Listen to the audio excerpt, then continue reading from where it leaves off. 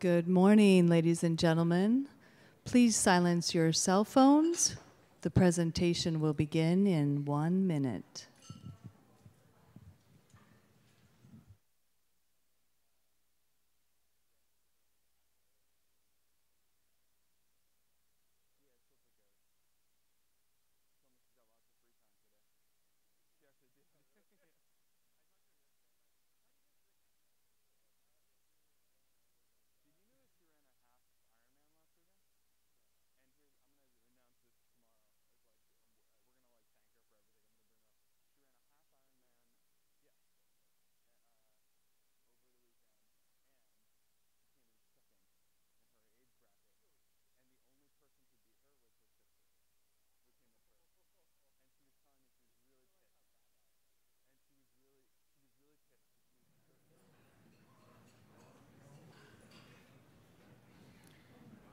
Hi.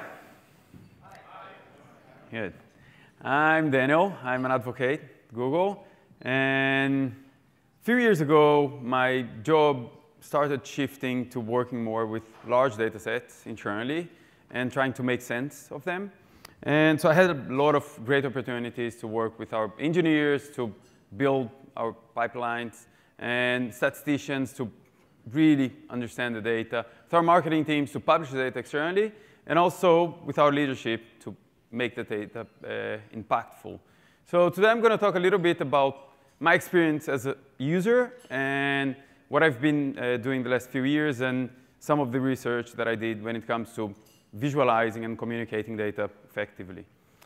So you all heard that you should always deliver the right message to the right person at the right time. And I think that's incredibly important, and Google has a lot of content. Google Analytics specifically does a great job to allow you to do this kind of stuff. We have a lot of tools.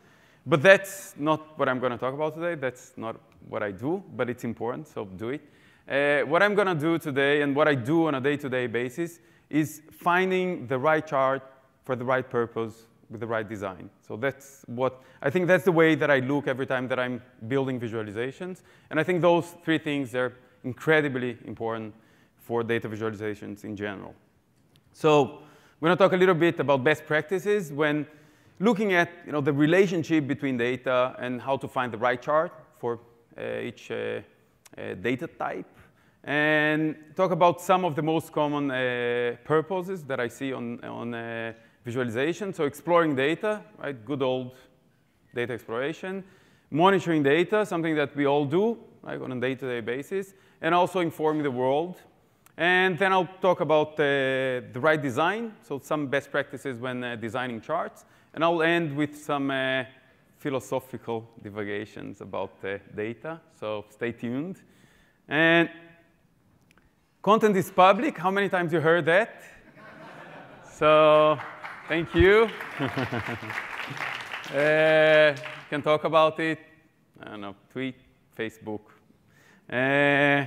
So the right chart, I think I decided to start with the right chart, even though most visualizations, you kind of start with a purpose, right? Someone asks you to do something. You have to build a dashboard for someone, executive. But I think it's really important to start by talking about the atomic level of data visualizations and what you have in your hands to build them. So I'll start with that. And last year, I attended a really insightful workshop, a 4-day workshop with Stephen Few, which in my opinion is I don't know, the best data visualizer out there. He's incredibly smart. And he spoke a lot about data, finding the right charts and how to design them. And I think that's a great way to look at charts, is to look at the relationship that is going on when you're trying to visualize something. So I can't talk about all of them because we don't have 4 days. But maybe next year we'll have more time. I'll talk about the first 5 and give some examples on what you should use for each type of them. Now, nominal comparison and ranking, they're charts that you're trying to compare between different entities, right? So you have countries or products or brands, and you're trying to compare between, you choose a metric and compare those entities. And bar charts, they're amazing for that. Bar charts are amazing in general. But the reason is that our vision has evolved, many thousands of years to compare the length of stuff. So you're looking at trees in the horizon, and you can pretty easily compare the length of them. You're trying to pick a fight, so you'll try to get the lowest one. So kind of ranking by ascending order, so you want the shorter the better. Now, well, not always, so not a, yeah, sorry. But, so that's nominal comparison, and when you order by the dimension, that's called nominal comparison, and you order by the metric, that's ranking, right? So you're ordering descending order, you're trying to focus on the highest values. Ascending order, you're trying to focus on the lowest values. Now, this is something that it's really important to remember, and the media loves doing that, which is starting a bar chart somewhere other than 0. So that's wrong. You can never do that. And the reason is, when you're looking at bar charts, you're comparing between the length of stuff, right? If you change the scale, then you change the relationship between the bars. So it's very wrong to do that. You can see in the first set, the first bar and second bar, it's about double, right? So the second is double the first. And in the second one, it's about 5 times the first. And it's the exact same data. So that's very wrong. So remember that. Now, sometimes you do need to start somewhere other than 0. So if you have a data set with 1,100,000,000, 1,200,000,000, 1,300,000,000, then if you have a bar chart starting from 0, that's, you won't see any difference. Then you should use a dot plot. Basically, the difference is that a bar chart, you're comparing the length of stuff, and dot plots, you're comparing the position on the chart. So you're not really comparing the length. So your eyes, they, straight away, they go to the scale, and you look at, the numbers, and you can sort that out.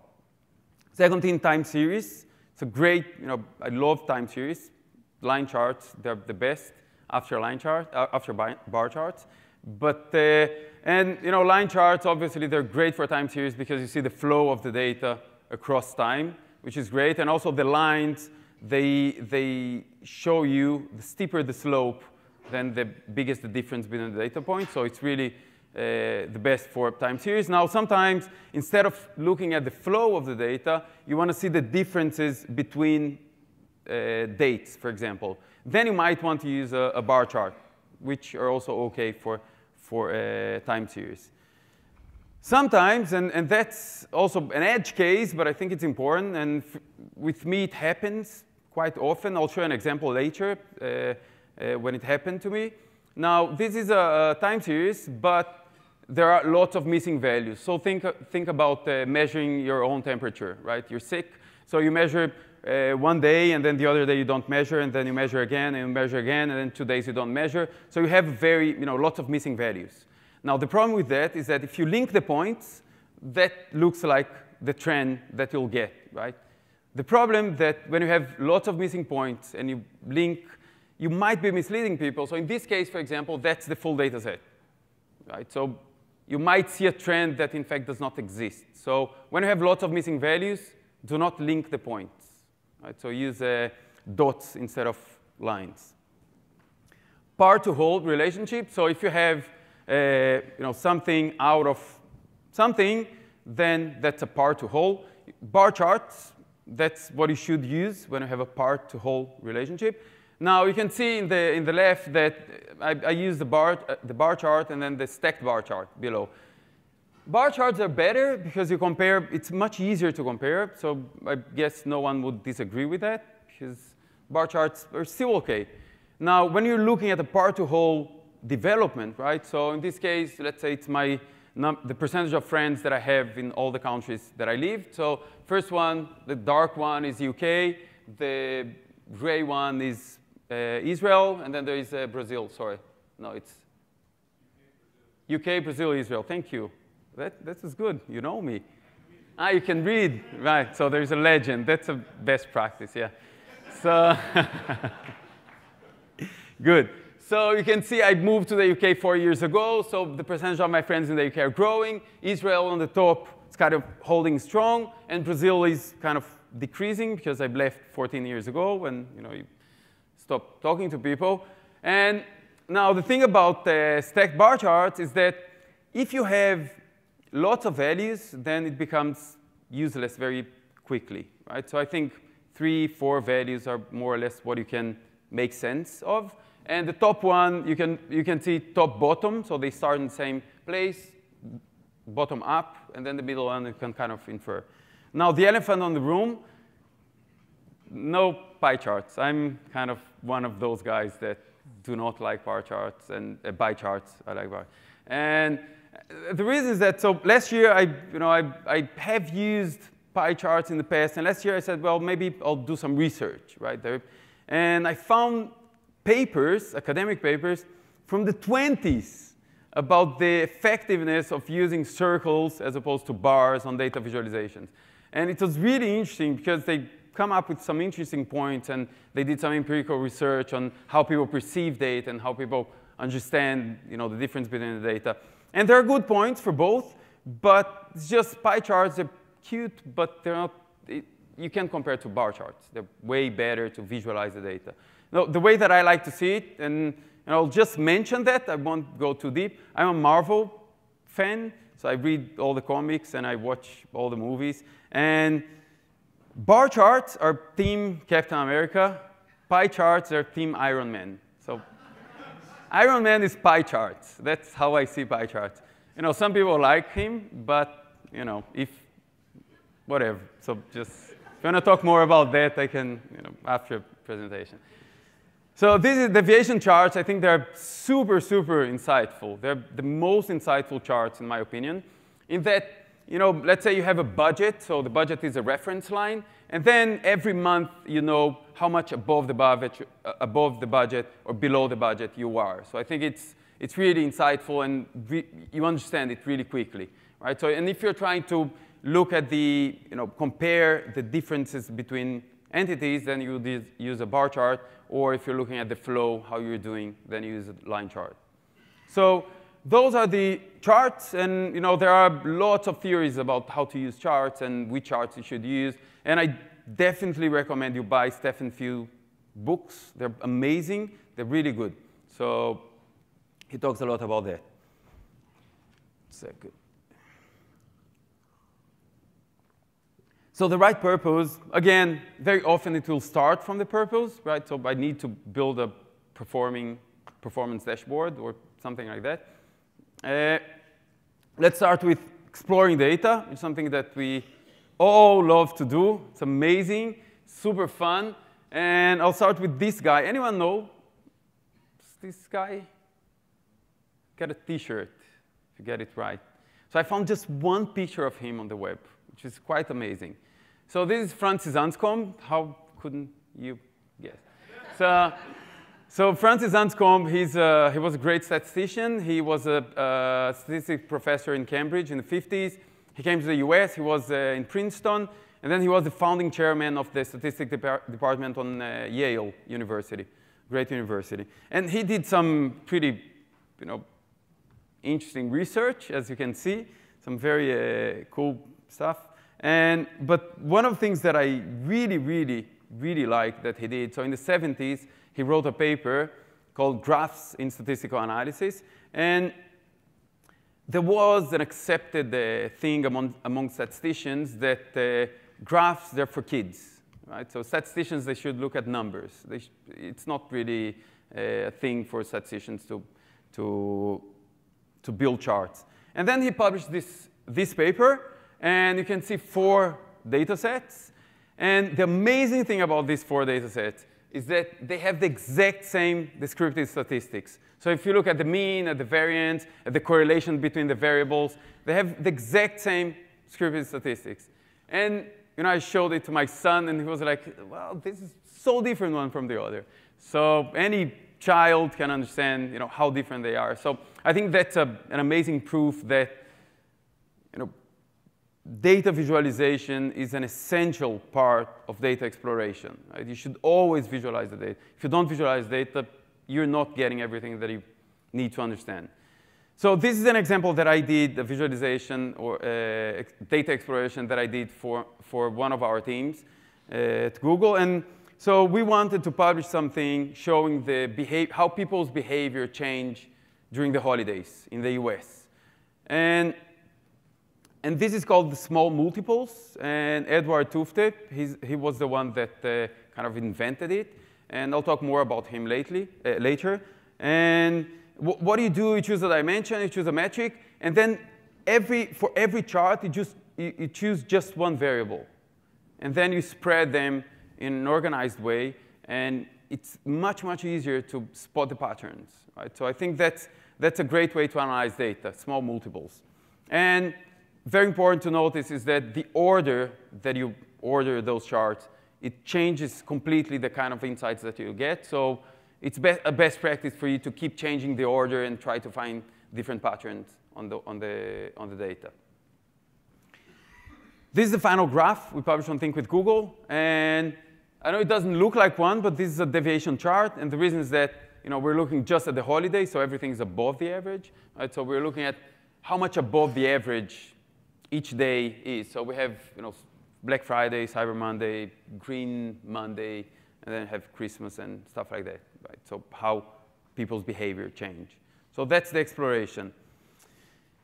Now, second on monitoring performance, which is really important. Everyone here does monitoring, I guess.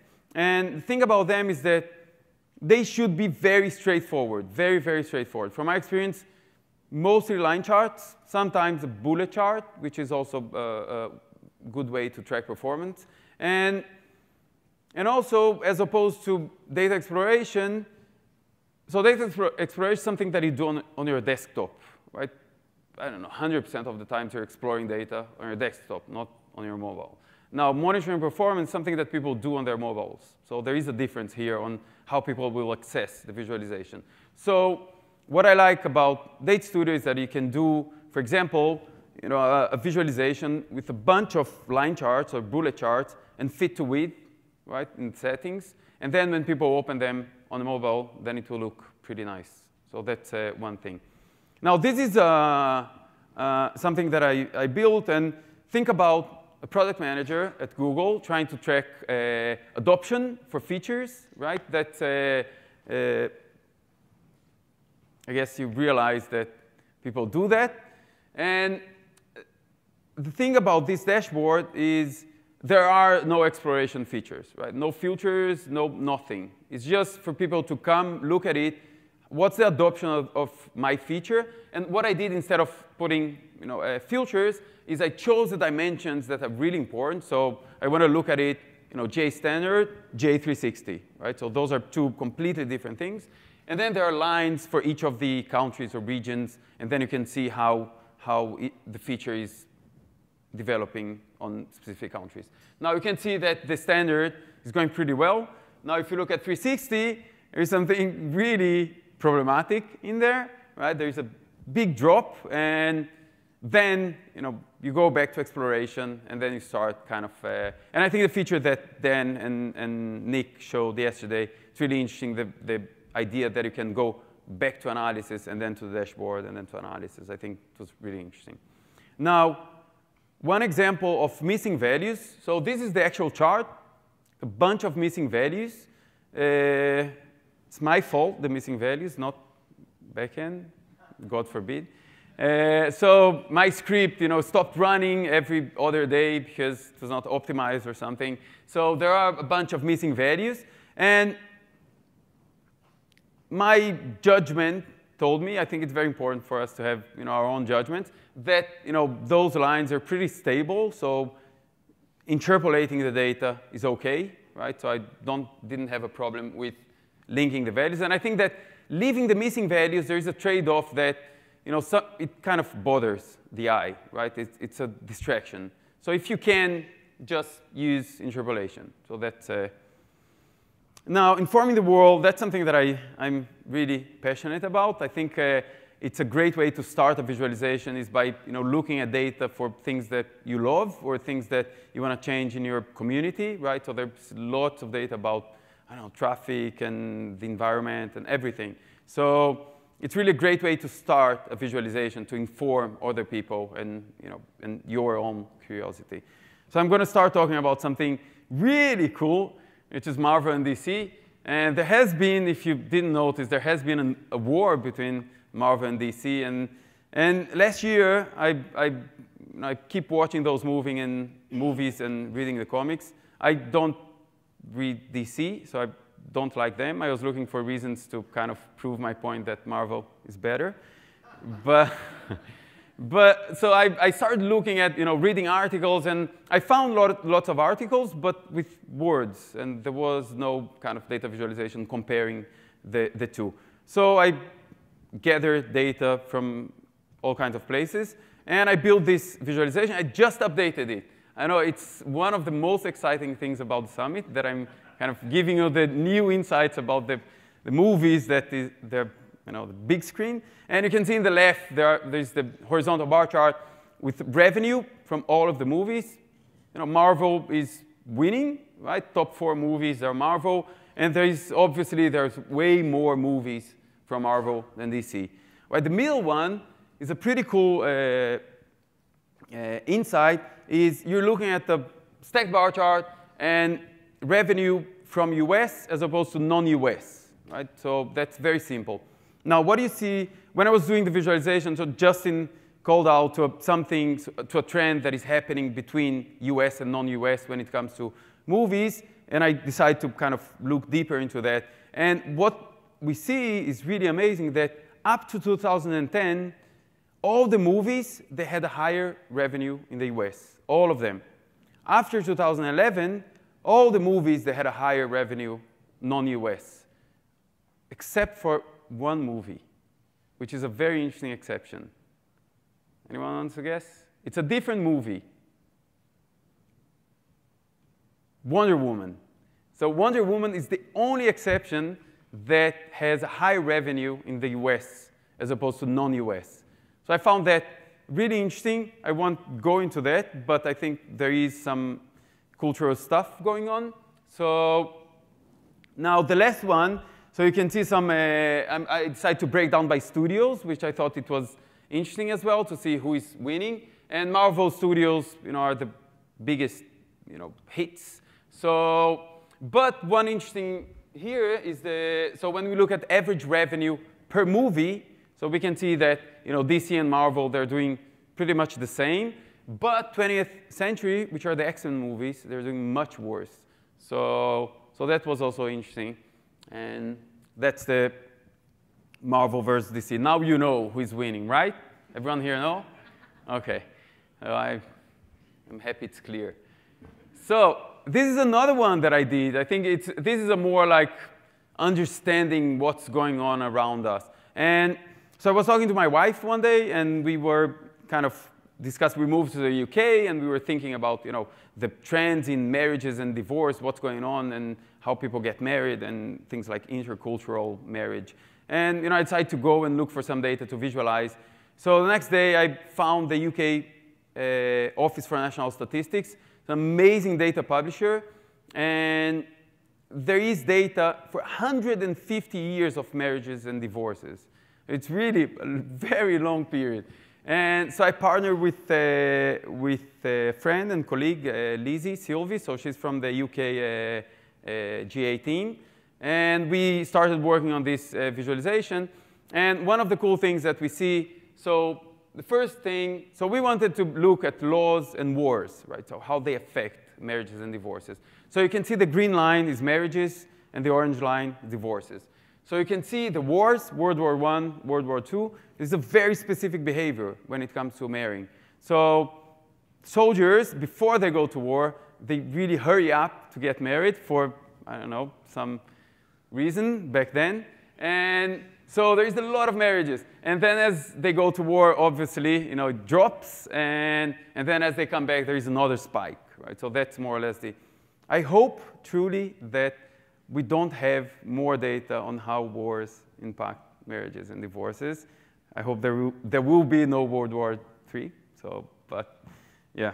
Now, divorces, when we look at divorces, the orange line, so 1923, women suddenly got the right to file for divorce, but still it was very low. There weren't many grounds that you could use to file for divorce.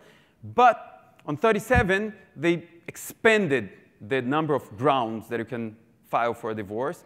And one of the grounds is drunkenness, which applies to 100% of the British people. So kind of anyone can file for divorce. And so you can see there is a spike in the data and then kind of stabilize. And then again, 69, there was another very big law that suddenly you don't need to prove a fault. You just have to state a fault for a divorce. So then there is a spike.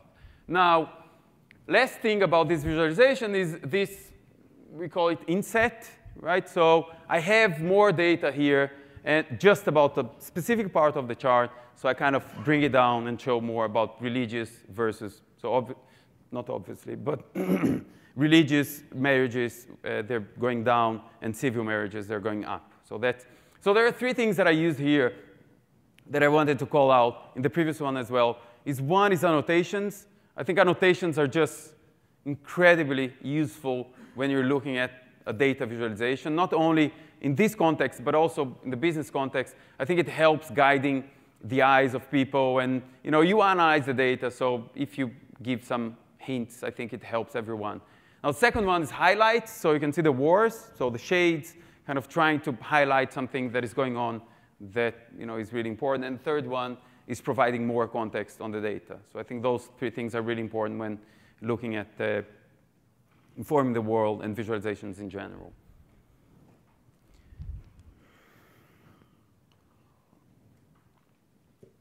So designing charts is, there's a whole field that talks about the design of charts, and I think it's really interesting. I'm going to talk about two things that I think are really essential for every data visualization.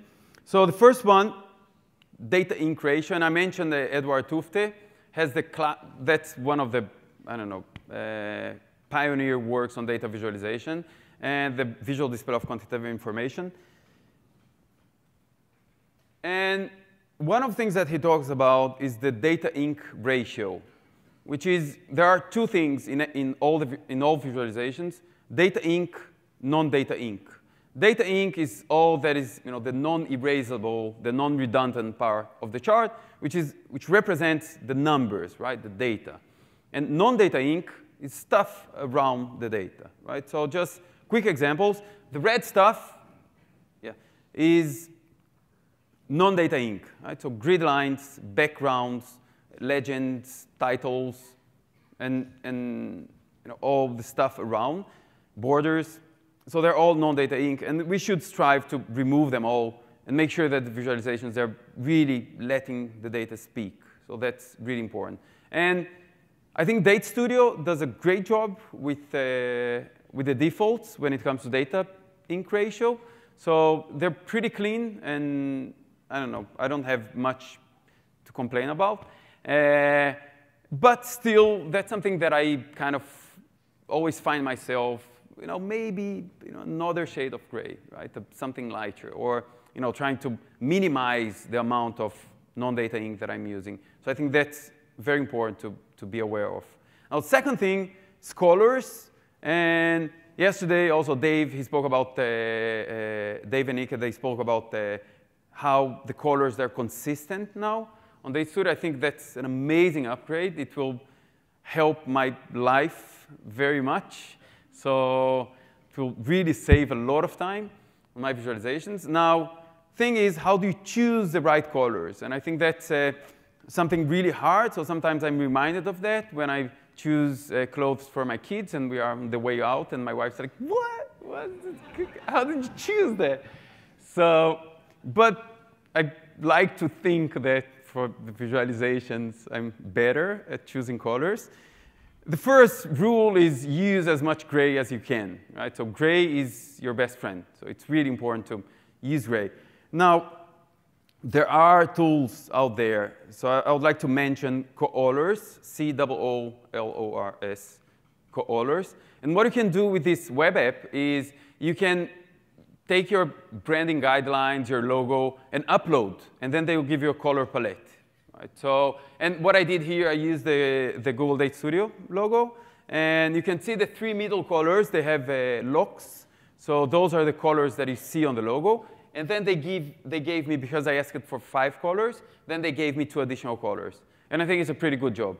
Now, one of the suggestions that I've heard and read many, many times is to use colors that exist in nature on that combination, because our eyes have been trained to differentiate between those colors thousands of years, right? So things like sunsets or forests or views, any kind of view, really. So one thing that you could potentially do is go out and take some beautiful pictures and then upload to one of those tools, right? I think it's a very, very good way of creating a color palette. So two things I spoke about in terms of design. One is above all else, show the data, right? So make sure that you remove everything that you can. And second, choose your colors wisely. So I think those two things are really critical. Now, I'd like to take a few minutes to talk about something I find really important. And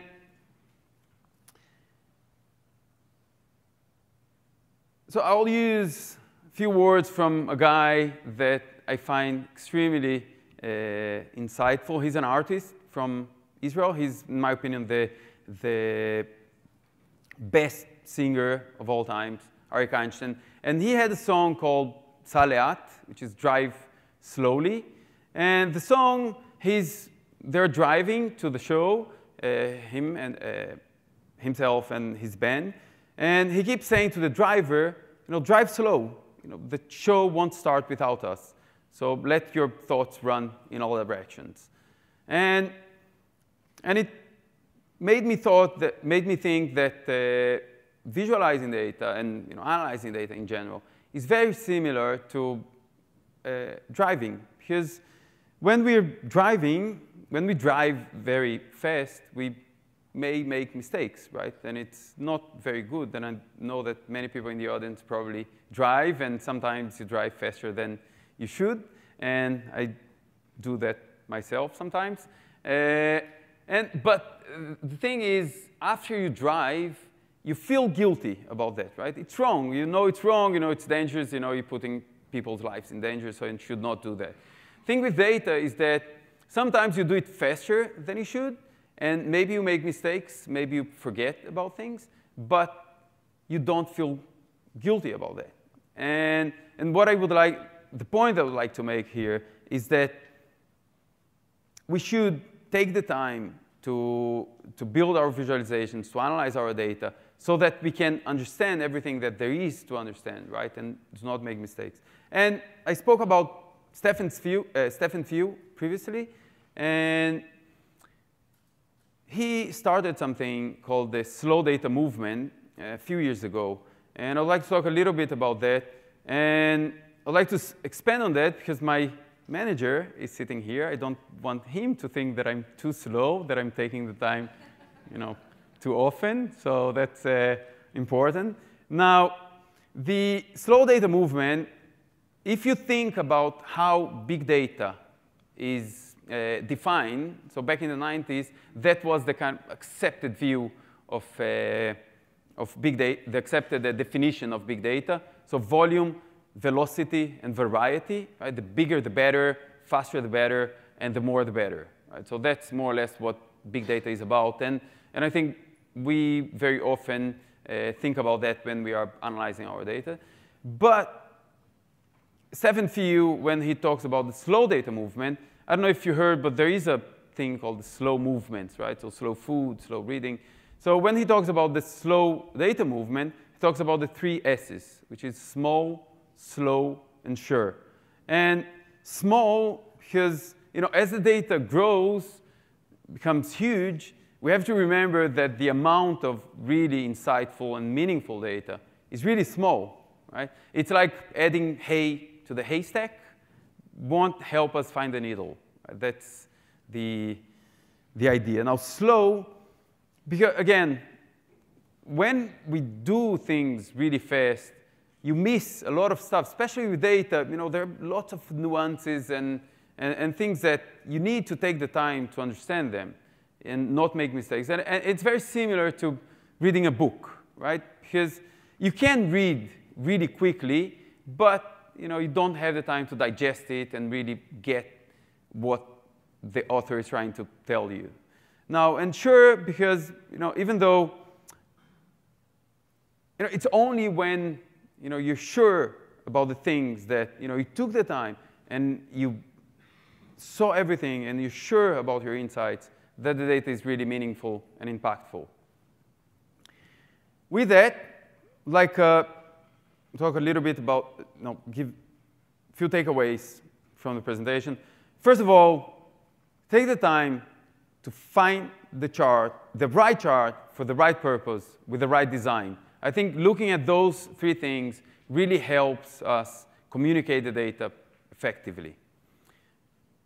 Third thing, keep the audience of the visualization in mind. So if you are exploring the data, right, you can build stuff, futures, and give people a lot of options to explore the data, because that's really what they need. Now, if people are trying to track success, then you're looking at a monitor and performance, things that people might look at on the go, and you want to give them simple, straightforward dashboards. And third, informing the world, just make it interesting, make it beautiful, and people will look at it and will spend time on it. And the last one, take extra time to hang out with your data. As I mentioned, it's just when you go too fast, when you just want to move on to the next analysis, you won't understand all the nuances of the data, and you'll miss stuff. You might mislead people. So just take the time, and most important of all, analyzing, visualizing data is really fun. So why not take the time? Right. So thank you, and happy visualizing.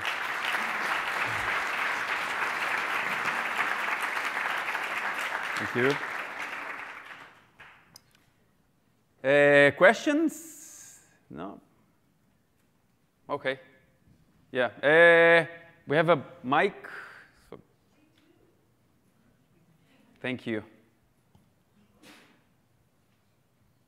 We can, is it? Thank you.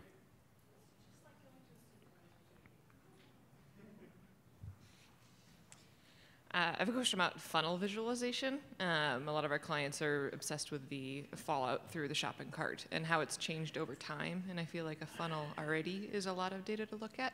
Do you have any advice for the best way to trend over time fallout across a funnel? So, disclosure, I don't like funnel visualizations. Really don't like funnel. So a story which is not related. I did my master's many, many years ago, and so as Google Analytics launched, I installed it, and I wrote my master's with data. So we didn't have APIs back then. We had to do that. And what I did was to go against the funnel. All my master's thesis was against the funnel, so that people do not behave in funnel ways. But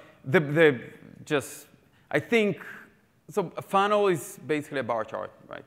Really, and I think that's how we should look like. And I actually liked one presentation yesterday that showed, it was it in the main stage? Yeah, I think it was on Jesse's presentation that he showed bar charts, and then there was like dotted bar charts showing the difference between one and the other, talking about the changing budgets. I think that was a pretty good visualization on the development change over time. But basically, it would be a grouped bar chart. That's how I see it, right? So seeing, yeah.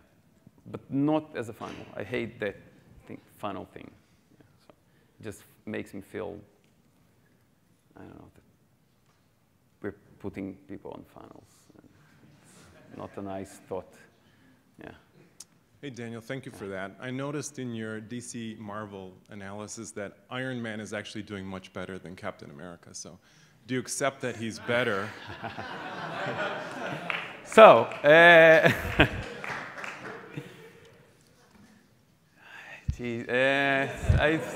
do have a question. I do have a question. When you're doing your Marvel DC analysis, it came out very soon after Data Studio was released. I was curious about the data sources that you used in the sense of what kind of connectors. Were you using just Sheets? Do you do data upload? Do you like to use BigQuery? What's your process like when you're doing Data Studio? Yeah. So the data was really hard to find. It was very manual, very annoying. So and one specific feature on Sheets really helped me. There is an import HTML. I don't know if everyone knows here. But basically, you can import tables from somewhere else in the web. So you just add a URL, and then it kind of imports from any HTML page tables on that page. So, but I used Sheets and mostly data, spread throughout the web and things like Wikipedia. I had a lot more data, so I did a lot of work to get the IMDb and Rotten Tomatoes, and everything was ready and beautiful. And then I went to look their terms of service, and you can't use their data, which something that I again inform the world. So if you use other people's data, look at their terms of service. That's really, really important. You don't want to use data from places that do not allow you to use their data. And there are places like that. So yeah, Google Sheets and yeah, straight into Data Studio.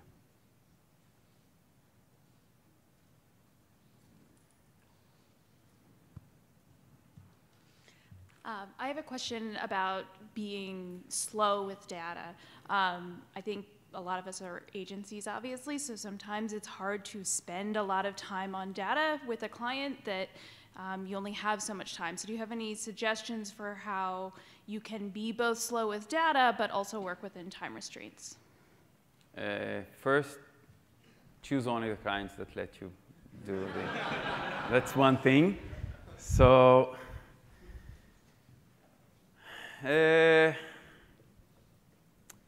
I don't know. I think we do, and everyone does. We don't prioritize data analysis like the tasks, and sometimes we spend a lot of time like pulling data that we know that we're not going to use, and so no, I don't have any good advice. That's the summary. I was just trying to make up something, but it didn't work. But yeah, I mean, what's the point of doing an analysis that might be misleading people? And I think that I'm very concerned about that because sometimes I work with Google's leadership, and I'm sending them analysis that they may make decisions based on that, which might be worth a lot of, I don't know. I do not want to mislead people because if they make decisions, and often it's very hard to prove that it's your fault. The wrong decision, right? That this decision that led to. But so don't do the analysis. I mean, if you have to do something really quick, that's a problem. It's because misleading people is worse than not doing it at all, I guess. So yeah, that's my view. I'll be here all day, so feel free to, I don't know, catch me and ask anything. Thank you very much.